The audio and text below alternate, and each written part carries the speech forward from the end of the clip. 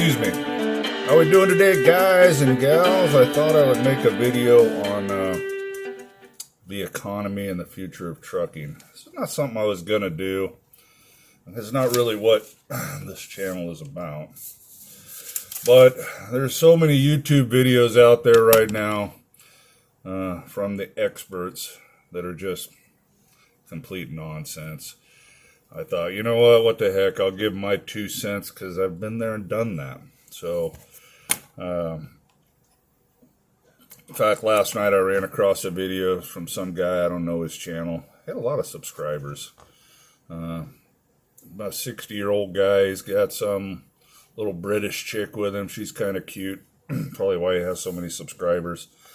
And I got about 5-10 minutes into it and had to shut it off. I mean, the short of it is, maybe you know who he is. I don't know who he is. I don't care. I'm not here to promote him or de-promote him, but he just babbling about nonsense. He failed as a realtor back in '08, along with like a gazillion other realtors. And now he's some market expert in his own mind. And from what I could gather is he's been driving a truck now for a few years, not very long. He's about as knowledgeable on the trucking side of things and how the trucking markets work as a kid right out of Swift's driving school. He just went on to, he just kept going about he has all these rental properties, which seem to all be in Wyoming. So I don't know. He bought a couple trailers in Wyoming on an acre for $5,000. I don't know, man. The guy just yab. And I thought, man, I hope none of my subscribers watch this guy, or nobody watches this guy, because what he did in '08 and what happened to him was because he made mistakes like everybody else. But so yeah, if he was back in real estate, he could speak intelligently on what's going on. But he's trying to link everything to the trucking world, which he knows nothing about. So what I'm going to do is I'm going to try to give you my 2 cents on what I see coming and how it affects us truck drivers. So my stance hasn't changed. I've been saying for months and months and months, this is the worst time to throw your hat in the owner-operator ring. You can go back to my videos last summer, and I'm going to tell you the same thing now. If you jump in and buy these trucks and trailers at the prices they're selling them for, you're going to be out of business. We're already seeing that. Guys trying to get out. The rates are coming way down. It's terrible in the spot market. Leased onto a big company like I am, we're doing much better because we got customer direct freight, and the rates have come down, but not as hard as it has in the spot market. So you're already seeing the trucks and trailers going up for sale.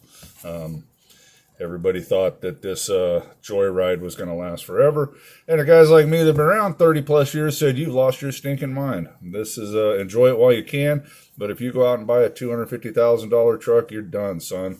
You're done, because it's going to come back to bite you when the freight rates get down around $2 a mile, which is about where they are for dry van freight on the spot market. Flatbed's a little higher, as always, not enough. On the spot market, it's running about $250 a mile, or whatever. So the guy's running their own authority. Maybe $3 on a good day. I'm pulling far more than that still where I'm at, but that's not what this is about. So what do we got going on here? Everybody's saying it's just like '08. Yes and no. So, yes, in a lot of things it is. Real estate, things like that, the stock market. It's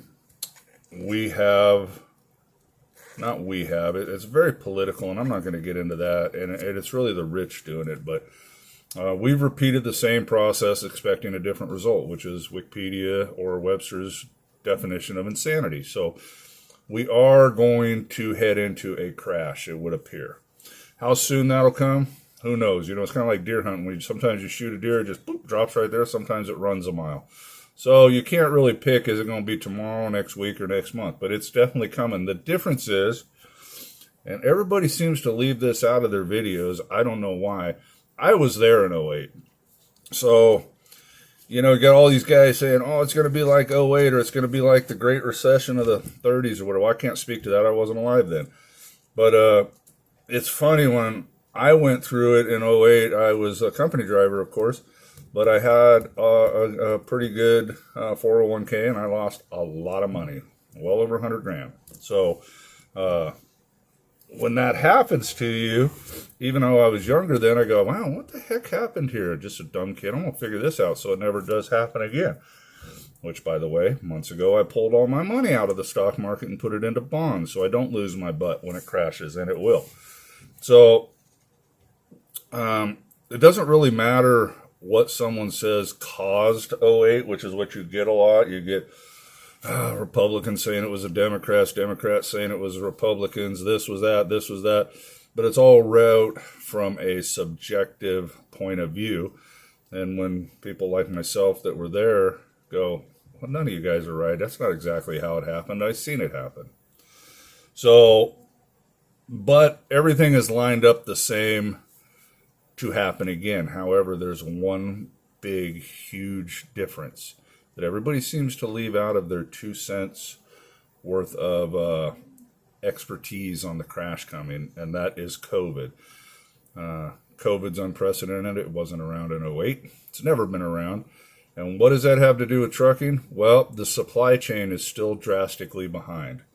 So the economy very well may crash, but it'll be the last to hit the truck drivers, because even though the economy goes down, people need their everyday stuff because, the government will kick in and give them money. So they're still going to be buying stuff, and there's just not stuff to buy. Everything is behind in the stores. So how does it get to the stores? We bring it to the stores. Flatbed's a little scary because if the building stops, we're done. I'm going to have to hook onto a tank or something, food grade tank or something.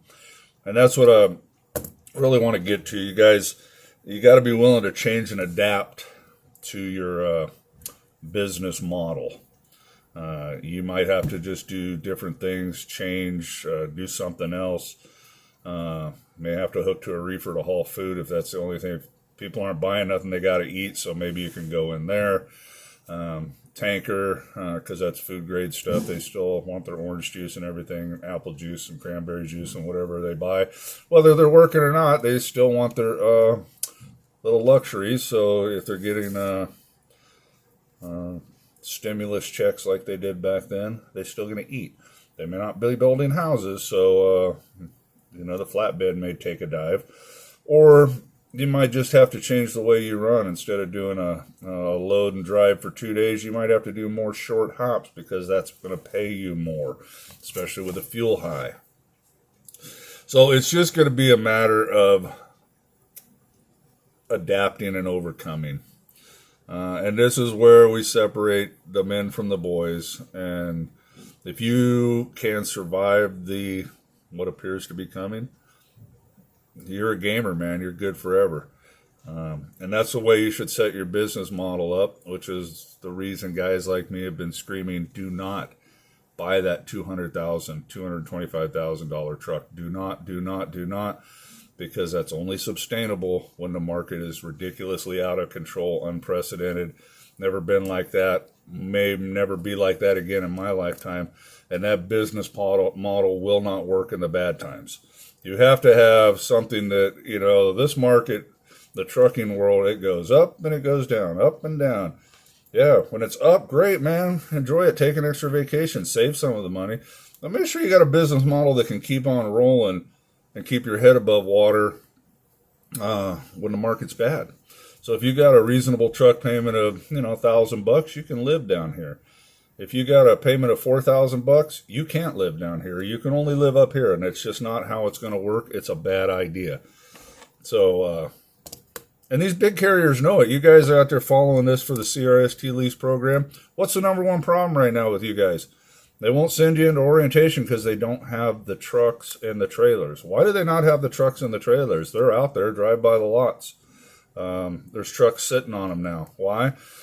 Because these dealerships are in denial, and we're an emotionally driven economy for the most part, and not a realistically driven economy. And they're sitting, so the prices will come down, but they'll sit there and live in some fairy tale world for at least a month before they drop them. But the point I'm getting at is CRST and these big companies have been in business for 100 years. They got a lot of smart people with a lot of degrees on the walls working for them. And they said, no, we're not buying those trucks at that price. No way, no how. And they didn't. They didn't buy. So there's a truck shortage because they're smart. They've been in business a long time. You learn these things. So there is a shortage here, just like a lot of places, for the lease purchase guys, because there's just no trucks and no trailers around because CRST is not stupid. They are not going to spend that kind of money. They finally bought like 140 trucks after a long standoff with Freightliner, is what I was told by Joey, because they refused to pay that. They said, we're going to pay this, or we're not going to buy them, and whatever Freightliner does now, we ain't going to sell them for that, blah, blah, blah, and then things started to slow down, and they just picked them up. So they held their ground, kind of like I've been telling you to do. Don't do it. Hey, it's actually a good time to be a lease purchase guy, I think, because and has been for a little while, because at least they kept the payments to where it's still sustainable. You're not going to bank the money you were banking, but you can survive down here if you keep moving. They didn't jack the prices up. I know a lot of lease purchase guys, they did, and those guys will be walking away from their lease. The company don't care. They made extra money. But I wanted to gear this towards you guys that are sitting on the fence going, should I jump into being an owner-operator, a real owner-operator? No offense to you lease guys, but someone actually going to go out and buy a truck. My answer is still the same as it was 6 months ago. No, you should not. You should stay a company driver and just keep on rolling. When should you jump in? That just depends. You got to kind of sit and watch, and maybe I'll try to do some updates of the video. Definitely not till trucks get back to normal. I mean, these trucks, pick the one you want. Let's just pick the large car, the 389 Peterbilt. And actually, the 579 was actually the same price. Either one of those two. Loaded up, decked out owner-operator spec was $150,000 to $160,000 tops a year and a half ago. And they have now been selling them for $250,000 to $225,000. $225,000 to $275,000, just depends on who you're asking or whatever, but dang near $100,000 over what they're really worth. Not a good business strategy. All right, y'all, keep your head up, man. You just got to keep pushing forward. I don't know what to tell you guys. I mean, this is a big risk no matter when you do it. Just be smart about it, all right? All right, y'all, God bless you. Careful of the YouTube experts you watch. I'm not an expert. I'm just telling you what I seen back then and what I've seen over 30 years in this business. And that's what I would recommend, whether you watch me or anybody. Watch somebody that's been in this game a long time. There's so many YouTubers out there, and you get to watching their channel. And just like this guy last night, you find out, looks like they've been in 1 or 2 years. And though I don't cuss on my channel, if you remember that interview with Conor McGregor, I just sit there and go, who the beep is this guy? I don't know. Anyways, I'm gonna run. Y'all have a good day. God bless you. Bye now. Hey, I just watched my video that you just watched. I forgot something, so I thought I would throw it in here. I had my kid put it together. With all that I just said, really, it's a good time to be a lease purchase guy, and I'll tell you why. The company's going to do one or two things. They're going to make sure you don't fail. So they're going to try to keep the payments low, or if things really get bad, they're going to try to amend the lease to keep you there and maybe lower the payments or do something. Or, worst case scenario, if you get into a lease purchase program, which I've kind of stated that I don't like, but I've come around to the thinking that, it gives you a little bit of a look into being an owner-operator, and it's a good transition step if done right.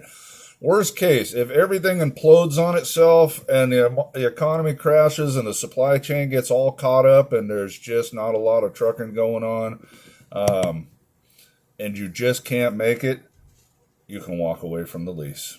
Most leases are a walk-away lease. They don't affect your credit. And I don't foresee us not needing truck drivers, so there'll always be some work out there for you. So you can just walk away and go back to being a company driver and learn from what you've seen and your mistakes and come back. The economy will pick up again. So just keep moving forward. I mean, I put my faith in Jesus, and He hasn't let me down yet. I've set my business up to where I can survive if things get really bad, or I've been blessed. He's taken care of me really well, and I've worked really hard my entire life, and I don't have a mortgage, and I don't have any bills, no car. We own everything outright. I own my truck outright, and I hope you all get to where I'm at, because that is why I have done and made the moves I've made over the last year. Was for freedom. I've set ourselves up that I could probably just sit home for a year and not worry about nothing. Just park the truck in the shop, go back at it when things turn around. Not everybody can do that. I understand. I'm not bragging. But right now, with the way things are, like I said, nothing's really changed. I would not run out and buy a truck. I would not become a full-fledged owner-operator. I would not go buy a trailer. I mean, dry van trailers. You kidding me? Brand new dry van trailer of mine forever. The nicest one out there was like 25, 30 grand. Now they're selling them for 70, 80,000. Again, in my best Conor McGregor impersonation. Who the is this guy? Get out of here with that, man. No way. Okay, and don't do it. Wait, be patient. Set your business up in the low time. If you can survive in the low, you will reap the profits and be very happy in the high. If you set up in the high time and things drop, you're out of business. It was a bad decision. That's as simple as I can make it for you guys. Well, we are going to my baby girl's practice. Softball practice. Yay! I love this stuff. So, now the kid put these together, and yeah.